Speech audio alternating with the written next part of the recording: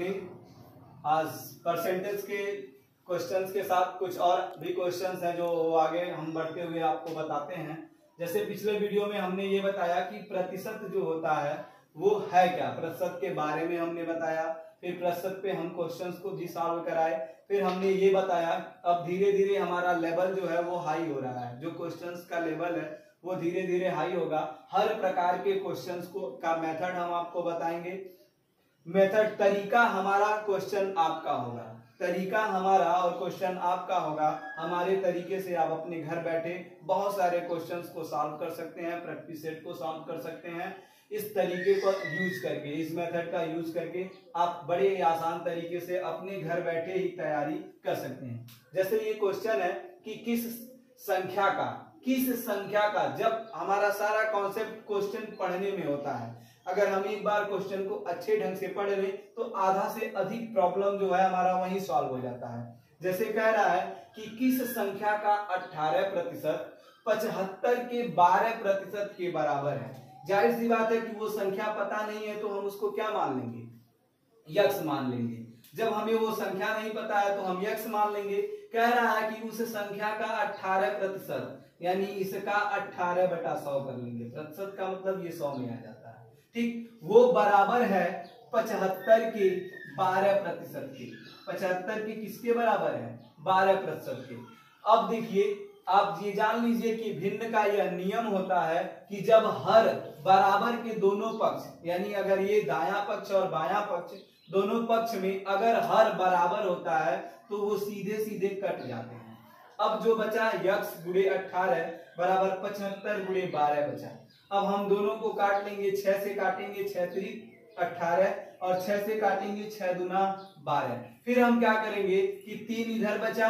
अब हम इसी संख्या से, हमारा काटने का मतलब यह होता है कि हम वह नंबर ढूंढते हैं जिससे हम दोनों साइड का काट सकें। ये नहीं कि एक तरफ का एक दूसरे नंबर से या दूसरे वाले का दूसरे नंबर से काटते हैं। अब 6 से हमने काटा तो 6 त्रिक 18 और 6 दूनी 12, हमने 6 से दोनों को काटा। फिर उसी प्रकार से हमने 3 को काट लिया, 3 एक कम 3। अब हमने इसको काटा तो ये हुआ 25 3 75, ठीक है। अब हम क्या करेंगे कि यक्स का 1 में गुणा करेंगे, यक्स आ जाएगा बराबर इस 25 का इस 2 में गुणा करेंगे तो 25 दूना 50। वो संख्या हमारी क्या हो जाएगी? 50 हो जाएगी, ठीक है। अब हम अगला क्वेश्चन के तरफ बढ़ते हैं।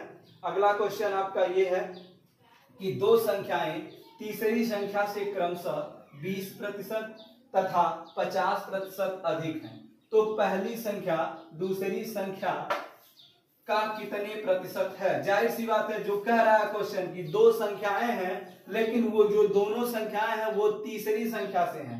यानी हमको पता हो गया जो हमारा थर्ड नंबर है वो कितना हो जाएगा। अगर मान लिए हम 100 कि कोई भी होता है वो अपने आप में 100 होता है। अगर तीसरा 100 है तो कह रहा है कि पहली और दूसरी, यानी ये सेकंड हो जाएगा और ये फर्स्ट हो जाएगा। कह रहा है कि दूसरी जो है वो 50% और पहला जो है वो 20% अधिक है। तो ये 50% है तो ये 100 का 50% 50 होता है, ऐड हो जाएगा 150 हो जाएगा। फिर इसके हिसाब से अब क्या होगा कि आप अगर इसको लेंगे तो 100 का 20% 20 आएगा, 20 जोड़ लेंगे 120 हो जाएगा। यानी ये 100 हुआ, ये 150 हुआ और ये 120 हो गया। ये हमको मिल गए तीनों नंबर। अब कह रहा है क्वेश्चन में कि पहली संख्या दूसरी संख्या का कितने प्रतिशत है। यानी पहली संख्या 120 है, पहली संख्या कितना है? 120। कह रहा है पहली संख्या दूसरे संख्या का यानी कि 150 का कितना है। अब हम इसको काट लेंगे, 0 से 0 गायब, 5 से 5 3 15, 20 3 चौक के 12, 4 दूना 8, कितना आ जाएगा? 80%। ये हमारा क्या हो जाएगा? आंसर। बहुत ही आसान तरीका होता है, ठीक है। अब हम अगला क्वेश्चन, चलिए ध्यान दीजिए। कह रहा है क्वेश्चन कि एक परीक्षा में 34% प्रतियोगी गणित में तथा 42% प्रतियोगी अंग्रेजी में असफल होते हैं। मान लीजिए कोई एक एग्जाम होता है, कोई एक परीक्षा होती है जिसमें 34% प्रतियोगी स्टूडेंट भाग लेते हैं, टोटल 100% स्टूडेंट पार्टिसिपेट होते हैं। अब क्या होता है उसमें 34% जो होते हैं वो गणित विषय में फेल हो जाते हैं, 42% जो होता है वो आपके अंग्रेजी में फेल हो जाते हैं, असफल हो जाते हैं। कह रहा है यदि 20% दोनों विषय में, उसमें कुछ ऐसे भी आंकड़ा दिया जाता है कि 20% गणित में, मतलब गणित और अंग्रेजी में अलग अलग नहीं पता है, दोनों में मिल के बता दिया गया कि 20% विद्यार्थी दोनों में फेल हो गए। तो ये बताइए कि कितने प्रतिशत विद्यार्थी दोनों विषय में सफल हैं, ये आपको पता करना है। बहुत ही आसान तरीका है, बिल्कुल आसान तरीके से आप इसको लगा सकते हैं। कह रहा है गणित की बात, तो आप सबसे पहले बना लीजिए गणित का एक वेन डायग्राम द्वारा हम इसको लगा लेते हैं। ये आपका गणित का हो गया। फिर आपका कह रहा है अंग्रेजी का, आप अंग्रेजी का बना लीजिए, ठीक है, अंग्रेजी का। ध्यान दीजिएगा कि अब हम क्या करेंगे कि गणित में 34% कह रहा है, अंग्रेजी में 42%, लेकिन दोनों में कितना, दोनों में आपके 20% हो रहा है।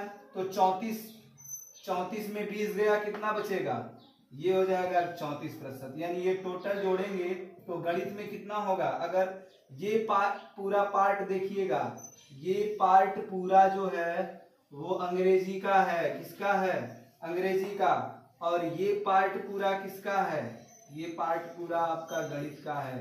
यानी अगर हम 14 20 जोड़ेंगे तो ये आपका 34% हो जाएगा, यानी गणित वाला पूरा हिस्सा 34% फेल है, ठीक है। तो हम अंग्रेजी का करेंगे, ये हो जाएगा 22%, यानी 22 और 20 कितना होता है, 42%। यानी अब हम अंग्रेजी का हिस्सा देंगे तो ये पूरा 42% लोग फेल हैं, लेकिन 20% इसमें और इसमें दोनों में आएंगे तो 20% दोनों वाले फेल हैं। अब हम क्या करेंगे कि कितने पास हैं, तो पास मान लीजिए सपोज 100% पास हैं। इसमें से क्या हो गया, इतने फेल हो गए, 14% प्लस 20% प्लस 22%, इतने फेल हो गए। अब आप इसको क्या करेंगे, इसको सॉल्व करेंगे तो ये हो जाएगा 100 माइनस, इसको जोड़ लेंगे तो ये आपका टोटल होगा 4 2 6 और ये 20 20 40 1 50 56, ये हो जाएगा 56। इसमें से इसको घटा देंगे तो टोटल 44% लोग पास हैं। दोनों विषय में कितने लोग पास हैं, इतने प्रतिशत लोग पास हैं। इस प्रकार से दोस्तों ये आपका क्वेश्चन सॉल्व होगा, ठीक है। और आप कृपया चैनल को लाइक सब्सक्राइब जरूर करें, ठीक है। धन्यवाद।